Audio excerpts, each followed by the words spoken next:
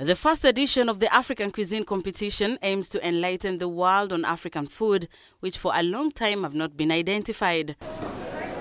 Creativity from the participants in cooking local foods such as sweet potatoes, pumpkin and arrowroots, among others, is key in the competition. Sean Leonard is one of the judges in the competition. This competition is based on the celebration of African food. So what we're looking for is some real innovation, creativity, some fantastic flavours, and again using local products and creating some very new versions of some traditional kind of flavours of African food and celebrating exactly that what we're trying to achieve. Sharon Jelagat, who was one of the participants, had this to say. So first of all, I just started by boiling my sweet potatoes, and then after boiling, I had to mix with eggs and flour and then mold it into the shape that I wanted, and then blanched and then toast it in creamed managu. Yeah. With my confidence, I can say yes, because I know I did well. Alois Onchuru from Boma International Hospitality College called for partnerships from various stakeholders so as to promote African foods. The importance of this competition is just to make sure that the African culture is maintained and it is sustainable.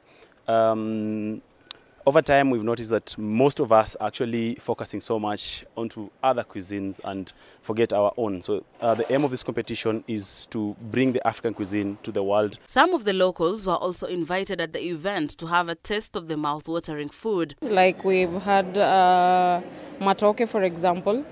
It was very different, tasted very delicious, and I would rate them 10 out of 10. I'm surprised and I'm satisfied. They outdid themselves. I liked the dessert mostly. The cake, it was very tasty. The competition continues till Thursday this week, with the ultimate prize set for Friday. Busara Naman, K24 TV.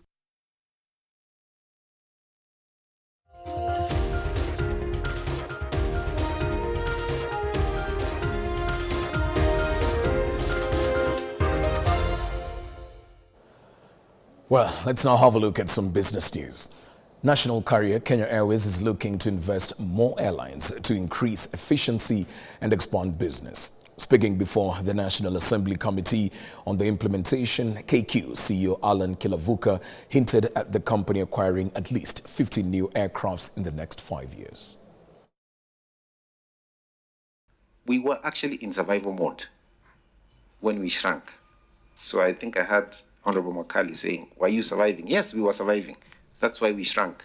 But now we have to grow. And maybe to answer his question, the projection between now and the next 5 years is to add another 15 aircraft to our fleet progressively. But of course, for that is one of the reasons why we're looking for an external investor. I believe, one other question I need to clarify. I think it was Honorable Mwenje also who asked about air tickets. Of course, we can do better, but there is a misconception. There is what we call direct or non-stop flights. Those ones will always be more expensive.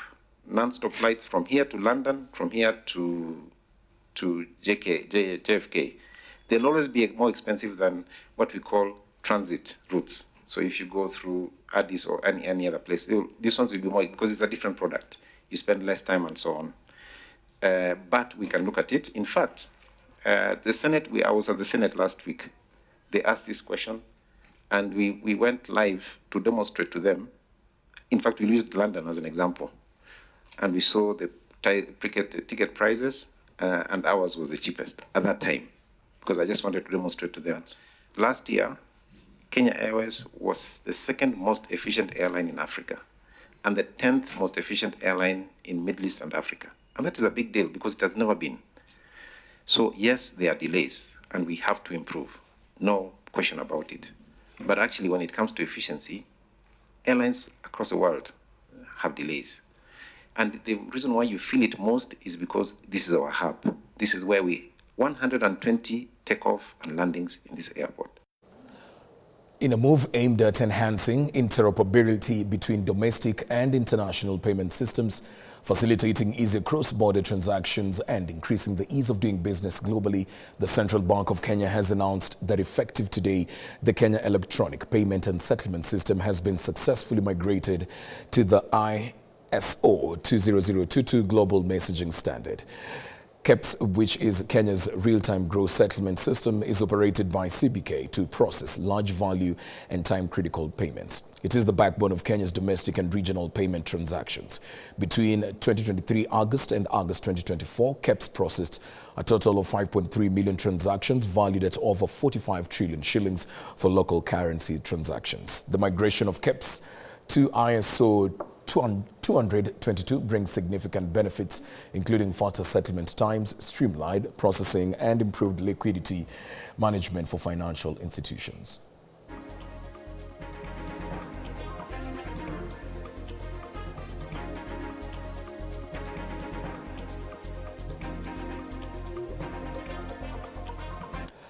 Elsewhere, despite Kenya's ability to export duty-free to the 27-member European Union market after the EU-Kenya Economic Partnership Agreement entered into force on the 1st of July 2024, there are no products to sell. Principal Secretary, State Department for Industry, Juma Mukwana, has to this end raised concerns over Kenya's laxity in exploring different markets.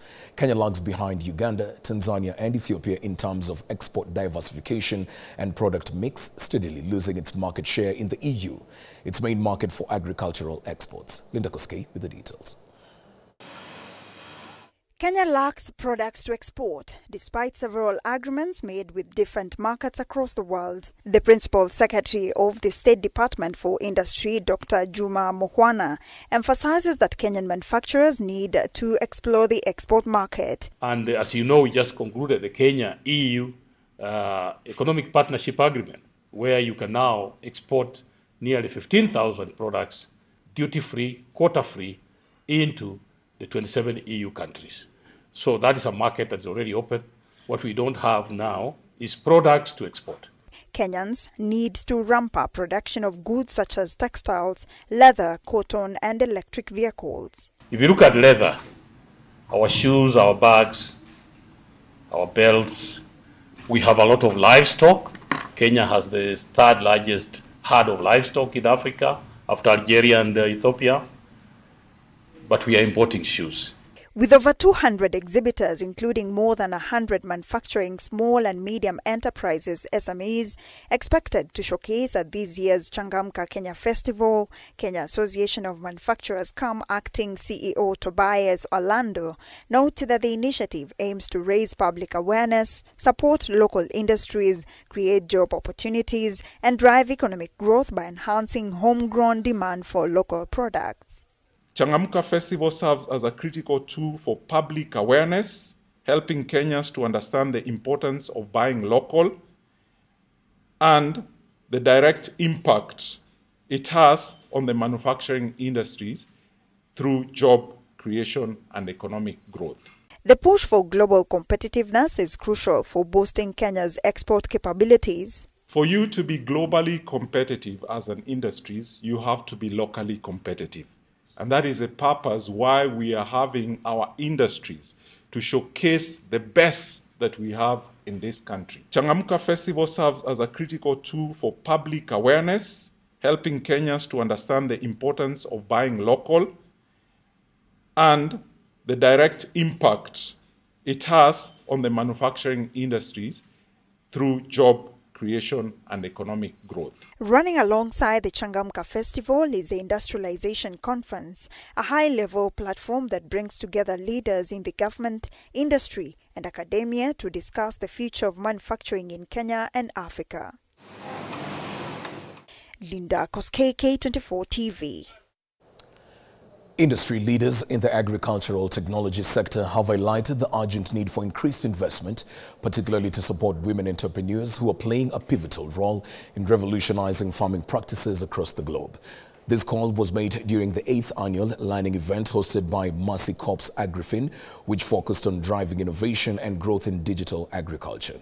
According to the State of Agtech Investment 2024 report, the Agtech sector has attracted approximately $1.6 billion in funding over the past decade.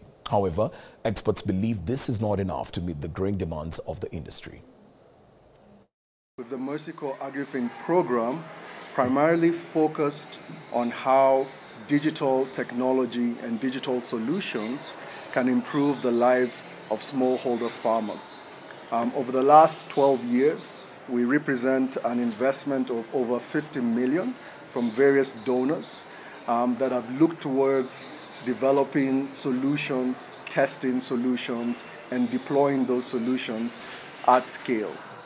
Over the last 12 years or so, we have reached over 17 million farmers across multiple countries, including Kenya, Ethiopia, Uganda, Tanzania, Zimbabwe, Zambia, Nigeria, India, and Indonesia, and we continue to grow.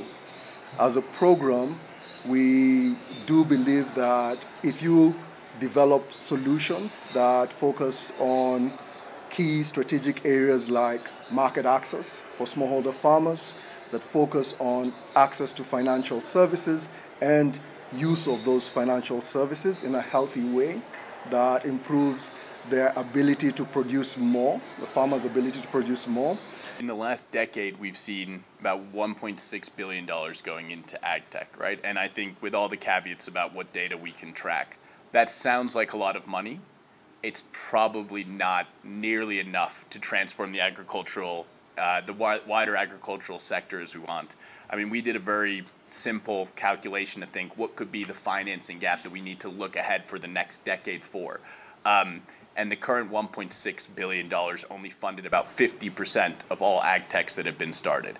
And I'm not saying every ag tech needs to be able to get funding. But I think we need to at least see the amount of funding that's come into the last 10 years, which is about $1.6 billion. And we probably need to think about how we get 2 or 3x that in order to get more of these ag techs access to funding. Elsewhere, the Kenya Association of Music Producers, CAMP, has transformed into CAMP Copyright and Related Rights Limited.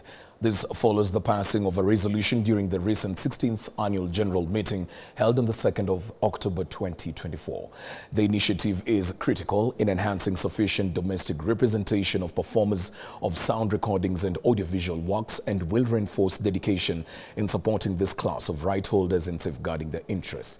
In a landmark decision, CAMP approved a royalty distribution framework of 50-50 share between performers and producers of sound recordings, underscoring commitment to fair compensation to performers.